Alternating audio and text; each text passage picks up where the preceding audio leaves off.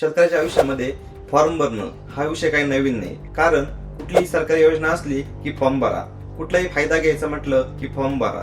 तसंच त्याला शेती कर्ज जरी घ्यायचं असेल तरी कर्जाचा अर्ज घेऊन त्याला जावं लागतं सुरुवातीला ते गावच्या तलाट्याकडे, मग बँकेचे मॅनेजर आणि आता सिबिल स्कोरचा अडथळा.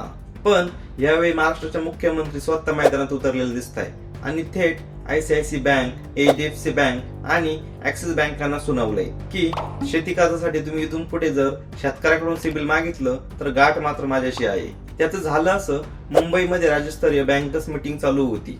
कडक AC, टाय घालून बसलेले बँकेचे मोठे मोठे अधिकारी आणि त्यांच्या समोरच बसलेले होते महाराष्ट्राचे मुख्यमंत्री देवेंद्र फडणवीस. आणि त्याच मीटिंग मध्ये फडणवीसांनी सर्व मोठ्या अधिकाऱ्यांना फटकारलं की शेतकऱ्याकडून कर्जासाठी इथून पुढे सिबिल मागू नका.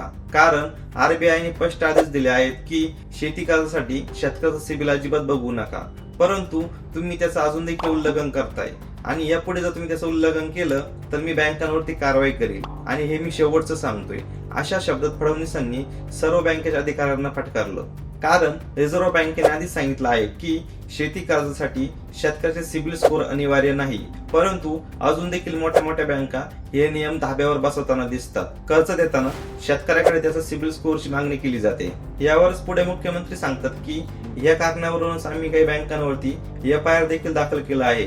परंतु तुम्हालाच आता या गोष्टी गंभीरपणे घ्याव्या लागतील व शेतकऱ्याची अडवणूक करणं थांबावी लागेल. पुढे जाऊन त्यांनी असा इशारा देखील दिला की जर तुम्ही शेतकऱ्याच्या वाटेचा अडथळा बनलात तर बँक असून देखील तुम्ही शेतकऱ्यासोबत सावकारासारखं वागता असं समजलं जाईल व त्याच्यानुसारच तुमच्यावर कारवाई होईल.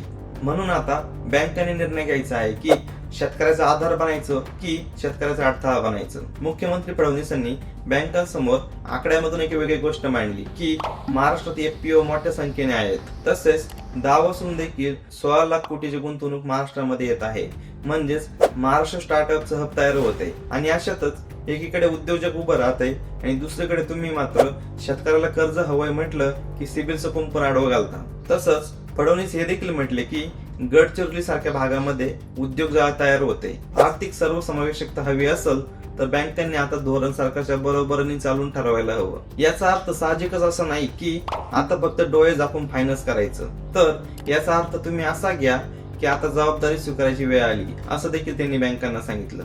व पुढे जाऊन फडणवीस हे देखील म्हटले की शेतकऱ्यांच्या योजनांमध्ये चांगलं काम जर कोणता अधिकारी करत असेल तर त्याला सन्मानित करा. परंतु बँक अधिकारी, शाखा व्यवस्थापक मुद्दाम या नियमांचं उल्लंघन करत असतील व शेतकऱ्याची पिळवणूक करत असतील तर त्याचं नाव मला पुढच्या बैठकीमध्ये सांगा, त्याच्यावरती मी नक्कीच कारवाई करेल.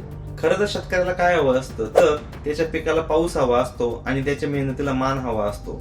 परंतु कर्जासाठी सिबिल नावाचा अडथळा जर पुन्हा समोर आला तर यंदा सरकार नव्हे तर बँकांना उत्तर द्यावं लागेल, हे मात्र नक्कीच दिसतंय. या सर्व प्रकरणावरती आपलं मत काय? शेतकऱ्याच्या वाटेतील सिबिल अडथळा खरंच दूर होईल का की हा मुद्दा फक्त बैठकीपुरताच मर्यादित राहील? तुमचं मत कमेंट बॉक्स मध्ये कमेंट करून नक्कीच कळवा आणि ही माहिती इतर शेतकऱ्यांसोबत देखील शेअर करा, जेणेकरून प्रत्येक शेतकऱ्यापर्यंत ही गोष्ट पोहोचली जाईल. आणि हा व्हिडिओ जर आवडला असेल तर व्हिडिओला लाईक करा व अशाच माहितीपूर्ण व्हिडिओ यापुढे बघण्यासाठी आपले YouTube चॅनल महाराष्ट्र लाईव्हला नक्की सबस्क्राईब करा. भेटूया नवीन व्हिडिओसह. तोपर्यंत जय महाराष्ट्र.